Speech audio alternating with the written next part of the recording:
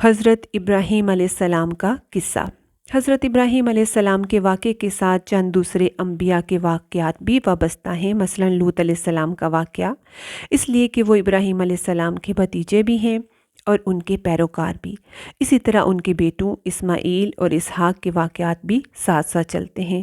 اس کی وجہ یہ ہے کہ حضرت اسماعیل علیہ السلام کی ولادت کے وقت حضرت ابراہیم علیہ السلام کی عمر 87 سال تھی، اور اسحاق علیہ السلام کی پیدائش کے وقت ابراہیم علیہ السلام کی عمر 100 سال تھی، جبکہ ابراہیم علیہ السلام کی کل عمر 175 سال تھی۔ اس لیے ان کے واقعات ساتھ ساتھ چلتے ہیں۔ ابراہیم علیہ السلام کا قصہ سناتے ہوئے ان حضرات کا ذکر ساتھ ضرور آئے گا۔ تو شروع کرتے ہیں اب حضرت ابراہیم علیہ السلام کا قصہ۔ حضرت صالح کے بعد اللہ تعالیٰ نے ابراہیم علیہ السلام کو مبعوث فرمایا۔ ابراہیم علیہ السلام جد الانبیاء ہیں، عظیم المرتبت اور اولو العزم پیغمبر ہیں۔ آپ کے والد کا نام تارخ تھا اور آزر لقب تھا۔ آزر مدد کرنے والے کو کہتے ہیں۔ یہ اپنے قبیلے کی مدد کرتا تھا، غمخواری کرتا تھا، اس لیے اس کا لقب آزر تھا۔ حضرت ابراہیم علیہ السلام کا قصہ قرآن میں 73 بار ذکر ہوا ہے اور 25 سورتوں میں آیا ہے۔ یہ ابراہیم علیہ السلام کے بلند مرتبت ہونے پر دلالت کرتا ہے۔ ابراہیم علیہ السلام سام بن نوح کی نسل سے ہیں۔ آپ کی پیدائش عراق کے مشہور شہر بابل میں ہوئی۔ یہ عراق کے شمال میں واقع تھا اور آج بھی موجود ہے۔ بہت بڑا شہر تھا، بڑی آبادی پر مشتمل تھا۔ اس میں بت پرستی عام ہو چکی تھی۔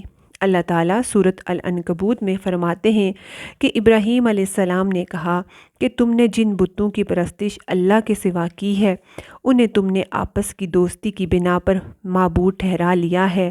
مطلب یہ کہ وہ لوگ بتوں کی عبادت کرتے تھے اور اللہ کا شریک ٹھہراتے تھے۔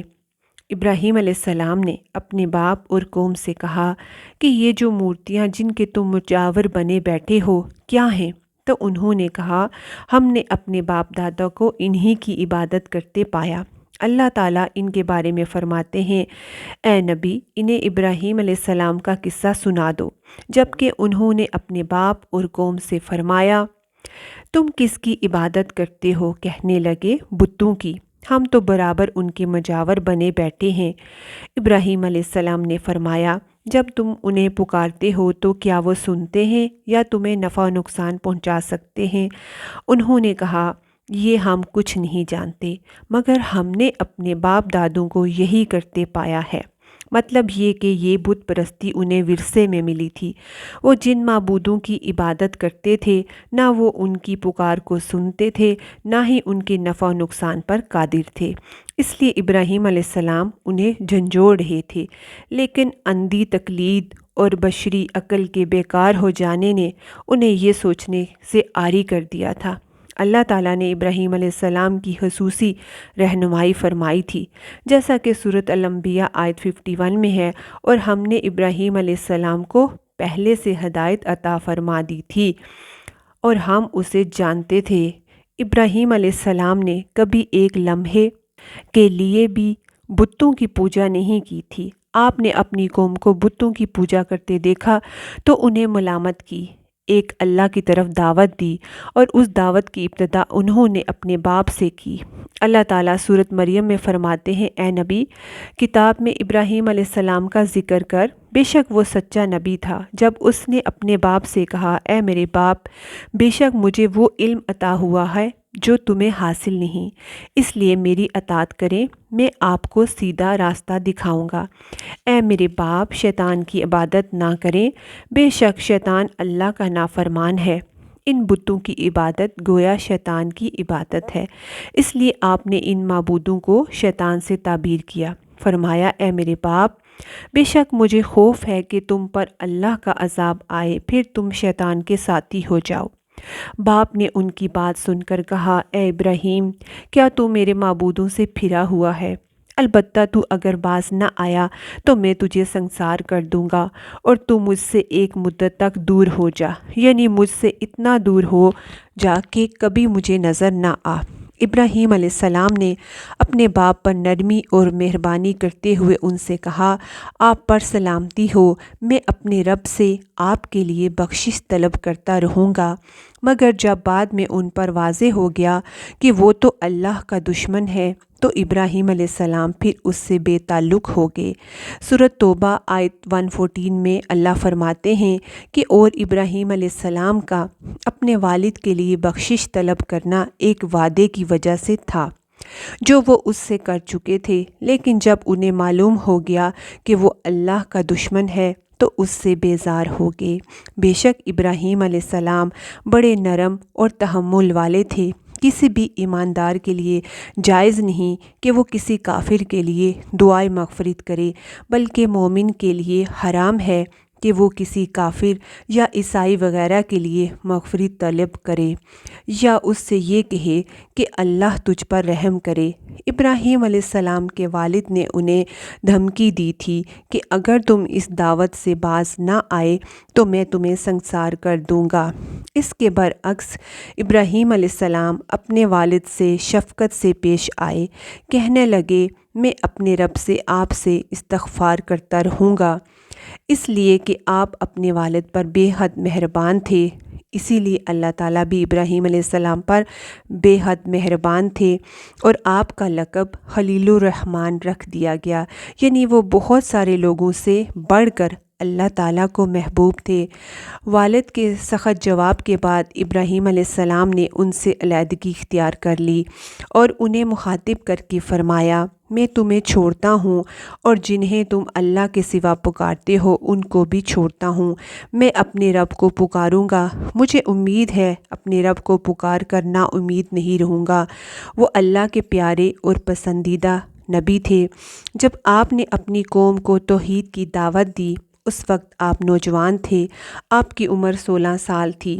ساتھ میں آپ اس بات پر غور و فکر بھی کرتے کہ آخر یہ لوگ بتوں کی پوجا کیوں کرتے ہیں۔ آپ کا دل ان کے شرک پر بہت کڑتا تھا۔ آخر کار آپ نے پختہ ارادہ کر لیا کہ اس شر اور فساد کی جڑ کو کاٹ کر رہیں گے، یعنی ان بتوں کو توڑ کر رہیں گے۔ آپ اپنی قوم کو بتوں کو توڑ دینے کی دھمکی دیتے رہے۔ اس دھمکی کا ذکر اللہ تعالیٰ نے سورۃ الانبیاء آیت 57 میں کیا ہے، اور اللہ کی قسم میں تمہارے بتوں کا علاج کروں گا جب تم پیٹھ پھیر کر جا چکے ہوگے۔ یہ بات ابراہیم علیہ السلام نے پوشیدہ نہیں اعلانیہ کی تھی۔ آخر انتظار کا وقت ختم ہوا، عید کا دن آ پہنچا۔ عید کے دن وہ لوگ صبح سویرے گھر سے نکلنے سے پہلے کھانا پکا کر اپنے معبودوں کے سامنے رکھ دیتے، پھر شہر سے باہر ایک میدان میں جمع ہوتے، وہاں کھیلتے کودتے خوشیاں مناتے اور کھانا کھاتے۔ شام کو گھروں کی طرف آتے، صبح جو بتوں کے پاس کھانا رکھ کر جاتے اس کو تبرک سمجھ کر اٹھا کر کھا لیتے۔ اپنے معمول کے مطابق انہوں نے عید کی تیاری کر لی، لیکن ابراہیم تیار نہ ہوئے، اس لیے کہ وہ تو ان کے ساتھ جانے کا ارادہ ہی نہیں رکھتے تھے۔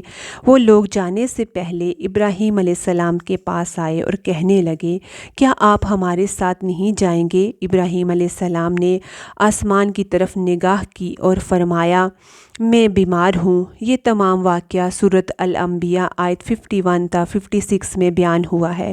یقیناً ہم نے ابراہیم علیہ السلام کو پہلے سے ہدایت فرما دی تھی اور ہم اسے جانتے تھے۔ جب اس نے اپنے باپ اور قوم سے کہا، یہ مورتیاں جن کے تم مجاور بنے بیٹھے ہو کیا ہیں؟ ہم نے کہا، ہم نے اپنے اپنے باپ دادوں کو انہی کی عبادت کرتے پایا ہے۔ ابراہیم علیہ السلام نے فرمایا، پھر تم اور تمہارے باپ دادا بھی یقیناً کھلی گمراہی میں مبتلا رہے۔ کہنے لگے، کیا آپ سچ مچ ہمارے پاس حق لائے ہیں یا یوں ہی مذاق کر رہے ہیں؟ آپ نے فرمایا، نہیں، در حقیقت تم سب کا پروردگار تو وہ ہے جو آسمان و زمین کا مالک ہے، جس نے انہیں پیدا کیا۔ میں تو اسی بات کا گواہ اور قائل ہوں، اور اللہ کی قسم میں تمہارے ان معبودوں کا علاج تمہاری غیر موجودگی میں کروں گا۔ پس ان سے اللہ کی قسم میں ان کا علاج کروں گا۔ پس اس نے ان سب کے ٹکڑے کر دیے، البتہ صرف بڑے بت کو چھوڑ دیا۔ یہ اس لیے کیا کہ وہ سب اس کی طرف لوٹیں۔ ابراہیم علیہ السلام نے لوگوں کے ساتھ عیدگاہ جانے سے انکار کیا اور عذر پیش کیا کہ آپ بیمار ہیں۔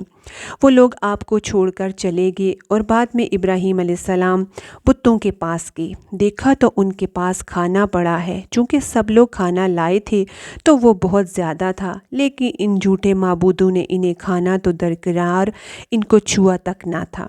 ابراہیم علیہ السلام نے انہیں مخاطب کیا اور کہنے لگے، یہ اتنا کھانا تمہارے سامنے پڑا ہے، تم اس کو کھاتے کیوں نہیں؟ تمہیں کیا ہو گیا ہے کہ بات تک نہیں کرتے؟ پھر پوری قوت سے دائیں ہاتھ سے کلہاڑا مار کر ان کے ٹکڑے ٹکڑے کر دیے، لیکن بڑے بت کو چھوڑ دیا تاکہ سب اس کی طرف رجوع کریں۔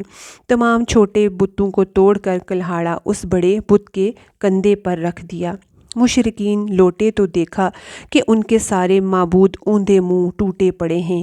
وہ حیران رہ گئے کہ یہ کیسے ہو گیا، کس نے کیا؟ کہنے لگے، یہ کام کس کا ہے؟ یہ کس نے ظلم کیا ہے؟ اس نے ہمارے معبودوں کی توہین کی ہے۔ اس وقت وہ لوگ جنہوں نے ابراہیم علیہ السلام کا وہ کلام سنا تھا، انہیں ان کا خیال آ گیا۔ کہنے لگے، وہ نوجوان جس کا نام ابراہیم ہے، اس نے ہمارے بتوں کی مذمت کی ہے، اسی نے ان کو ٹکڑے ٹکڑے کیا ہے۔ اللہ کی قدرت کہ ابراہیم علیہ السلام کا جو مقصد تھا وہ خود بخود پورا ہو رہا تھا۔ قوم کے لوگ مشورہ کر رہے تھے کہ اسے بلاؤ اور پوچھو اور سزا دو۔ چنانچہ سب جمع ہو گئے اور کارروائی شروع ہو گئی۔ کہنے لگے، اے ابراہیم، ہمارے معبودوں کے ساتھ یہ حرکت تو نے کی ہے؟ ابراہیم علیہ السلام نے جواب دیا، یہ کام تو اس بڑے بت کا ہے۔ تم یہ اپنے معبودوں سے کیوں نہیں پوچھ لیتے کہ ان کے ٹکڑے کس نے کیے ہیں؟ ابراہیم علیہ السلام کا جواب سن کر وہ سب سوچ میں پڑ گئے۔ پھر کہنے لگے، ہم نے بڑی غلطی کی کہ اپنے معبودوں کے پاس کسی کو حفاظت کے لیے نہیں چھوڑا۔ اس قدر واضح بات محسوس کر کے بھی وہ ظالم ایمان نہ لائے، بلکہ شیطان نے ان کے دلوں میں وسوسہ ڈالا اور انہوں نے غور و فکر کر کے کہا، اے ابراہیم، کیا تمہیں علم نہیں کہ یہ تو بے زبان ہیں، یہ بول نہیں سکتے تھے؟ پھر ابراہیم علیہ السلام نے فرمایا، تب پھر تم اللہ کے سوا اس چیز کی عبادت کرتے ہو جو تمہیں کچھ بھی نفع نہ دے سکے اور نہ نقصان پہنچا سکے۔ تعجب ہے تم پر اور ان پر بھی جنہیں تم اللہ کے سوا پکارتے ہو۔ کیا تم میں بالکل عقل نہیں؟ اس طرح ابراہیم علیہ السلام نے ان پر حقیقت اچھے سے واضح کر دی کہ جن کو تم اپنے ہاتھوں سے تراشتے ہو پھر ان کی عبادت کرتے ہو، جبکہ تمہیں اور تمہاری بنائی ہوئی چیزوں کو اللہ ہی نے پیدا کیا ہے۔ اس کے باوجود وہ کفر و شرک پر ڈٹے رہے اور دھمکیاں دینے لگے کہ اس کے لیے ایک آتش کدہ بناؤ اور اسے آگ میں ڈال دو۔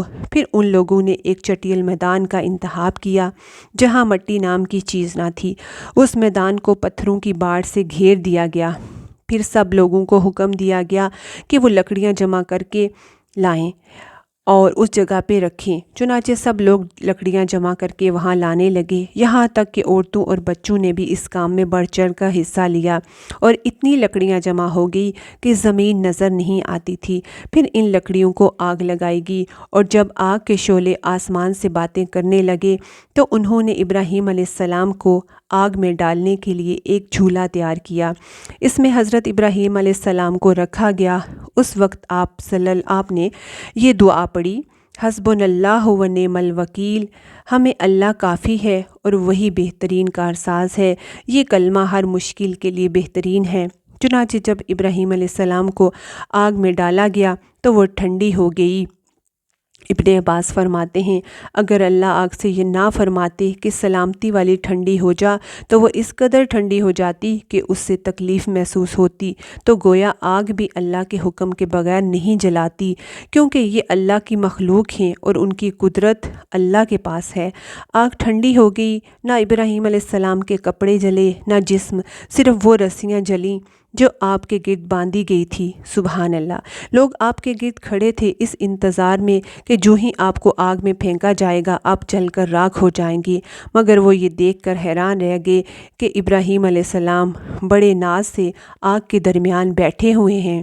پھر حضرت ابراہیم علیہ السلام آگ سے نکل کر آئے۔ اتنا بڑا معجزہ دیکھنے کے باوجود صرف لوط علیہ السلام کے سوا کوئی شخص پورے بابل شہر سے ان پر ایمان نہ لایا۔ اللہ تعالیٰ فرماتے ہیں پس ابراہیم علیہ السلام پر لوط علیہ السلام ایمان لائے، باقی لوگ کفر پر ہی ڈٹے رہے۔ ابراہیم علیہ السلام ان کا رویہ دیکھ کر نا امید ہو گئے کہ اس سے بڑھ کر یہ لوگ کون سا معجزہ دیکھنا چاہتے ہیں۔ بتوں کو ٹوٹا ہوا دیکھا، آگ کو ٹھنڈا ہوتا دیکھا، یہ سب معجزے دیکھ کر بھی ایمان نہ لائے تو پھر آپ نے وہاں سے ہجرت کا ارادہ کر لیا۔ اس وقت بابل پر نمرود نامی بادشاہ کی حکومت تھی۔ کہا جاتا ہے کہ زمین کے بیشتر حصے پر اس کی حکمرانی تھی۔ جب اس کے پاس خبریں پہنچی کہ ابراہیم علیہ السلام کو آگ میں ڈالا گیا لیکن آگ نے انہیں نہیں جلایا تو اس نے ابراہیم علیہ السلام کو اپنے دربار میں پیش کرنے کا حکم دیا۔ مزید اگلے لیکچر میں جانیں گے کہ کیا ہوا۔